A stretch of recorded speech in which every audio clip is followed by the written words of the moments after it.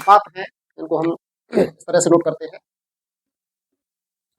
Trigonometric ratio. ये त्रिकोणमितिक अनुपात है, इनको हम कैसे करते हैं? तो जनरली अलग अलग उसमें अलग अलग दिया जाता है, लेकिन इसकी बनाने की एक ट्रिक है, उस ट्रिक के माध्यम से हम आज सीखते हैं कि किस प्रकार से ट्रिगोनोमेट्रिक रेशियो को निकाला जाता है। तो इसको निकालने के लिए हम चलते हैं, पहले एक ट्रायंगल बनाते हैं, राइट एंगल ट्रायंगल, और ये राइट एंगल ट्रायंगल बना दिया। ये 90 डिग्री का हो गया, ये हो गया ए, ये बी एंड ये हो गया सी।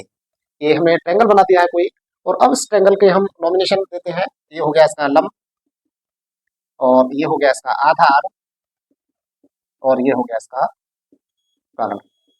ये 90 डिग्री एंगल है। तो इसी के आधार पर अब हम इसके रेशियो को निकालते हैं। तो एक छोटी सी ट्रिक है, उस ट्रिक के माध्यम से हम इसके रेशियोज को पूरा करेंगे। तो इसका एक ट्रिक है जनरली लाल बटे कक्का। हम इसके आधार पर निकालते हैं इसको। तो देखिए कैसे करते हैं। पहले दिया हुआ है साइन, साइन थीटा मान लेते हैं, एंगल को हम यहाँ पे 90 है, थीटा भी मान सकते हैं। तो साइन थीटा इजिकल टू हो जाता है, अब यहाँ ट्रिक दी हुई है लंब बटे कर्ण। तो लंब हमारा है ए बी बटे कर्ण है ए सी। तो क्योंकि हमारा ये ट्रिक जो बता रहा है लाल बटे कक्का में लंब बटे कर्ण बराबर होता है साइन थीटा, तो लंब है हमारा ए बी, यानी या हम इसको ऐसे भी कर सकते हैं लंब बटे कर्ण, ये होता है हमारा साइन थीटा। इसके बाद सेकंड ऑप्शन पर, सेकंड जो इसका नॉमिनेशन है उस पर चलते हैं। तो सेकंड है हमारा cos, cos theta is equal to होता है, यहाँ दिया हुआ है कॉस के लिए आधार बटे कर्ण। तो आधार हमारा क्या है, ये बीसी है, तो बीसी बटे, और ए है, ए से कर्ण बनता है तो एसी हो जाएगा, इजिकल टू ये हो जाएगा बीसी आधार बटे एसी है कर्ण। तो हम यहाँ पर कर्ण कर देंगे। और तीसरा आता है tan, tan theta is equal to होता है, तीसरा हमारा ये दिया हुआ है लंब बटे आधार। तो लंब बटे आधार बराबर हो जाता है, लंब है ए बी बटे आधार है बी सी। बिल्कुल सेम इसी के आधार पर हम इसको लेकर के चल रहे हैं। तो ए बी बटे बी सी ये हो जाएगा इक्वल टू, हम इसको ऐसे भी नोट कर सकते हैं लंब बटे आधार। ये थ्री नोमेनक्लेचर हमने इसका कर दिया है। अब नेक्स्ट बिल्कुल अपोजिट इसका हो जाता है। तो बचे हुए रिमेनिंग थ्री पार्ट्स इसके जो भी हैं, डिनोमिनेशन जो भी है उसको भी हम नोट कर देते हैं। तो टेन के बाद में आ जाता है कॉट, फिर लेते हैं हम कॉट, और कॉट थीटा इक्वल टू हो जाता है। अब इसको अपोजिट उल्टा कर देंगे, या तो हम लिखते हैं इसको कक्का, या इसको कक्का पोन लाल कर दें, या हम इसको सीधा अपोजिट कर देते हैं आधार बटे लंब।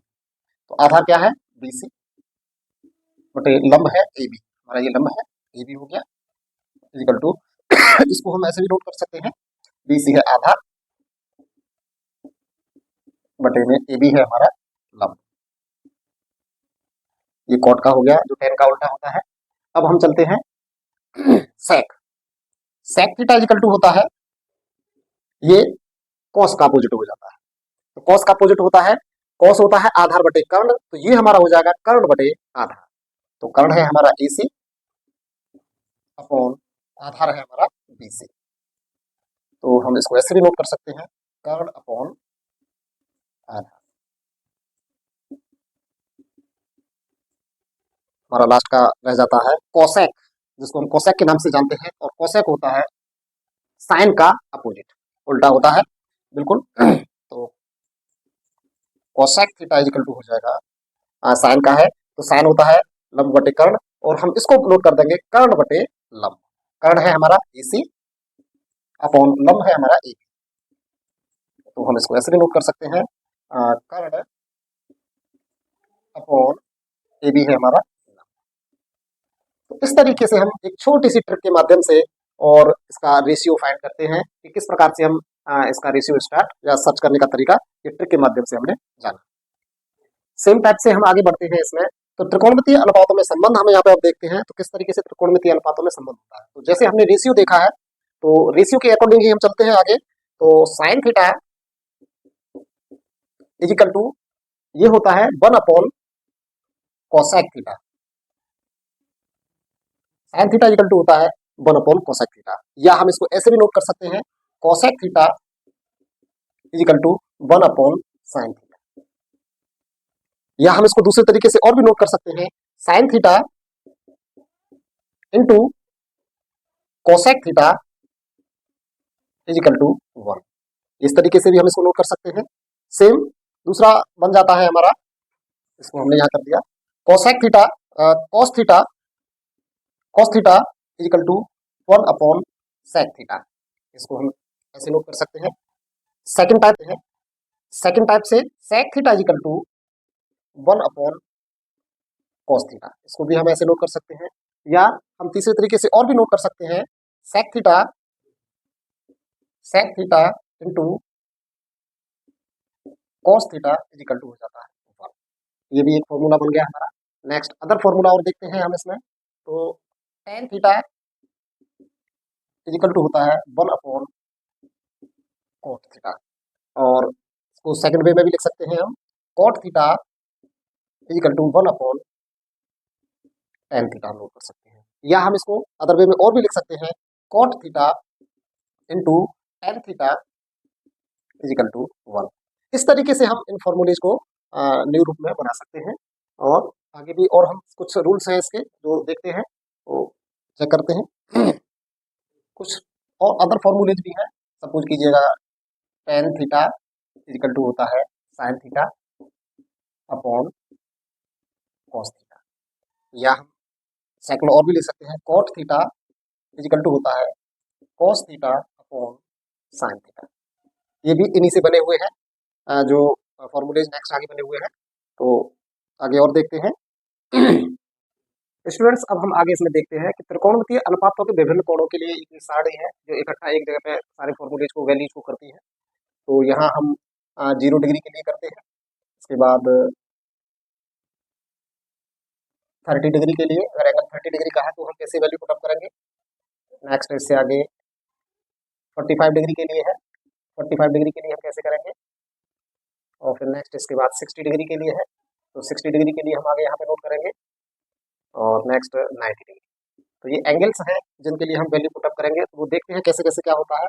पहले आ जाता है साइन थीटा, इसके बाद आता है कॉस थीटा, नेक्स्ट आ जाता है टेन थीटा,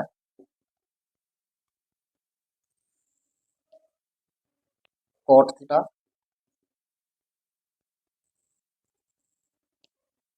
और नेक्स्ट आता है सेक थीटा,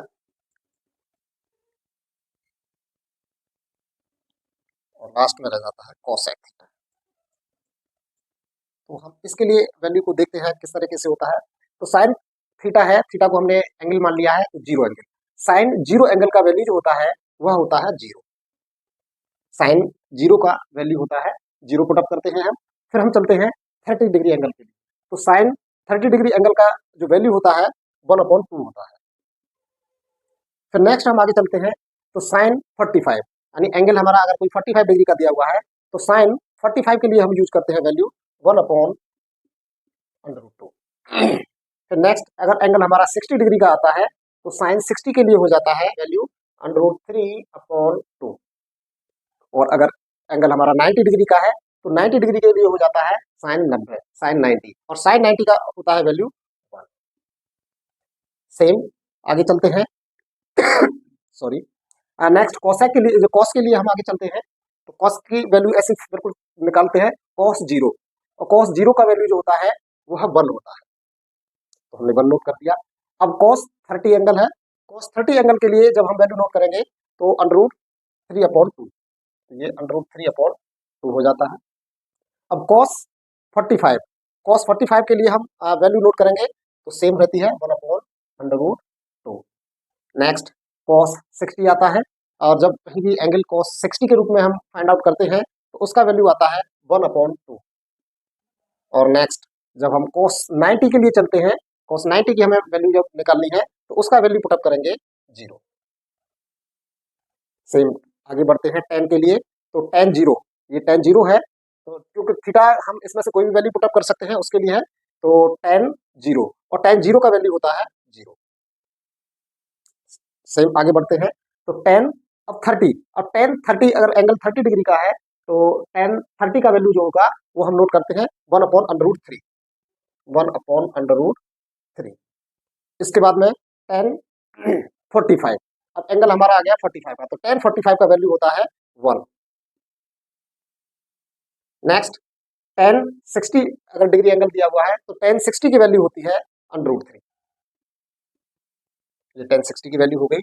और नेक्स्ट हम आगे चलते हैं टेन 90, और टेन 90 की जो वैल्यू आती है वो आती है इन्फिनिट, अनंत। इसकी जो वैल्यू आ गई ये अनंत हो जाती है। तो इस प्रकार से हमने तीन साइन कोस टेन इनके वैल्यू को निकाला है कि किस तरीके से इसकी वैल्यू को निकालते हैं। सेम जब आगे हम इससे कंटिन्यू करते हैं तो वैल्यू लेते हैं कॉट की, और कॉट थीटा है, थीटा को हम एंगल में किसी में भी ले सकते हैं, 0 भी ले सकते हैं, 30 भी है, 45 भी है, 60 भी है, या 90 भी है। हम किसी भी एंगल के लिए इसका वैल्यू निकालते हैं। तो अब कॉट का निकालते हैं, कॉट 0, और कॉट 0 जो एंगल है, कॉट 0 एंगल के लिए जो वैल्यू होती है वो इन्फिनिट। इसके बाद में कॉट 30, और कॉट 30 का जो वैल्यू होता है वो √3 हो जाता है, क्योंकि कॉट टेन का उल्टा होता है, तो ये इसका उल्टा कर देते हैं, √3 हो जाता है। कॉट 45, और कॉट 45 का वैल्यू होता है 1 का उल्टा 1 ही रहेगा। नेक्स्ट कॉट 60, कॉट 60 का वैल्यू निकालते हैं तो √3 है, इसका अपोजिट कर देंगे 1/√3। और कॉट 90 डिग्री है, कॉट 90 के लिए जब हम इसका वैल्यू निकालते हैं तो वो आ जाता है 0। नेक्स्ट आगे चलते हैं, तो अब हमारा सेक का ऑप्शन आता है। सेक के लिए सेक थीटा दिया हुआ है, सेक थीटा की जगह पे अगर हम 0 पुट अप करते हैं तो सेक 0, और सेक 0 का वैल्यू होता है 1, सेक 0 का वैल्यू हो गया 1। नेक्स्ट आता है सेक 30, और सेक 30 का वैल्यू होता है 2/√3, 2/√3, क्योंकि सेक कॉस का अपोजिट होता है तो 2/√3। नेक्स्ट सेक 45, अब एंगल हमारा 45 का है, तो 45 एंगल के लिए हम सेक 45 लेते हैं, और सेक 45 एंगल का जो वैल्यू आता है वो इसका बिल्कुल अपोजिट √2।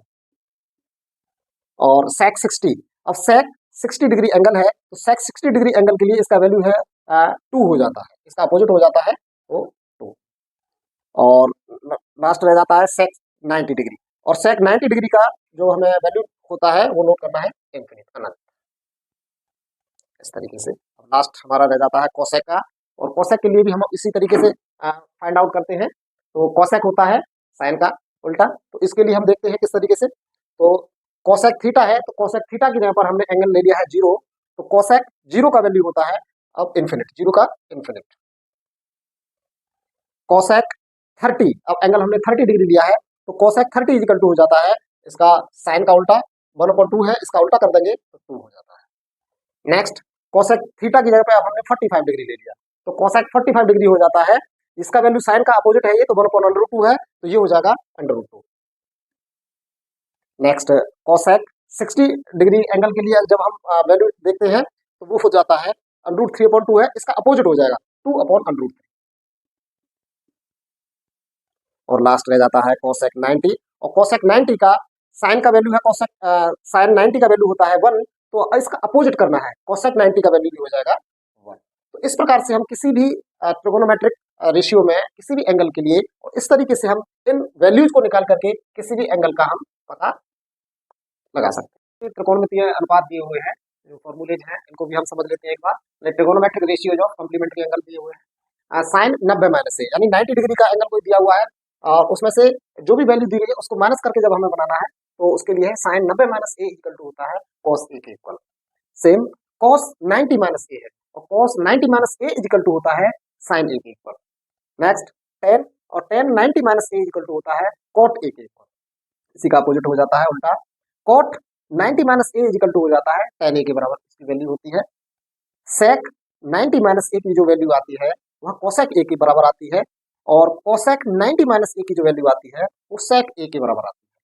इस तरह स्टूडेंट्स यहाँ पर कुछ अन्य रूल्स और दिए गए हैं, जिनको हम ट्रिगोनोमेट्रिक आइडेंटिटी कहते हैं, या ट्रिगोनोमेट्रिक सर्वसमता कहते हैं, या इनको हम फॉर्मूलेज भी कहते हैं। तो ये पहला फॉर्मूला दिया हुआ है sine square A plus cos square A equal to 1, जहाँ ए कोई भी एंगल है, तो इसका ये दिया हुआ है sine square A plus cos square A equal to 1। Next 1 plus tan square A equal to sec square A, ये भी सेकंड फॉर्मूला दिया हुआ है। और सेम इसी तरीके से एक और फॉर्मूला दिया गया है 1 plus cot square A equal to cosec square A. अब हम इन्हीं से कुछ न्यू सर्वसमकाय बनाते हैं जो इस प्रकार है। इसका फर्स्ट पार्ट हम रेडी देखते हैं। तो sign square A plus cos square A है। तो इसको हम करने के लिए यदि हम कॉस स्क्वायर ए की वैल्यू निकालें, cos square A is equal to हो जाएगा 1 एज इट रहेगा, माइनस इसको इधर ले आएंगे साइन स्क्वायर। एक सर्वसमका हमारी ये भी बन गई। दूसरी बन सकती है हमारी एक और इससे ही, साइन स्क्वायर ए, इसको हम सेकंड दे देते हैं, sine square A is equal to हो जाएगा 1 minus cos square A, 1 minus cos square A. Same इसी तरीके से हम इससे भी सर्वसमका बना सकते हैं, और इसका बनाने का है सेक स्क्वायर ए।